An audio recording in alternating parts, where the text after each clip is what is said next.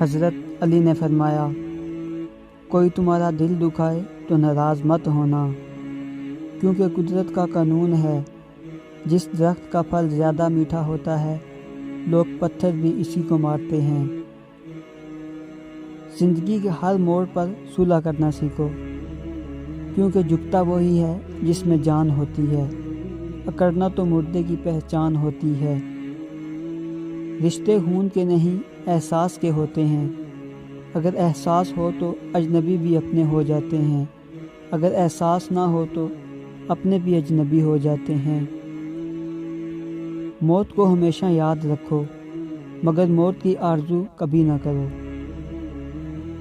زندگی کی اصل خوبصورتی یہ نہیں کہ آپ کتنے خوش ہیں، بلکہ زندگی کی اصل خوبصورتی تو یہ ہے کہ دوسرے آپ سے کتنا خوش ہیں۔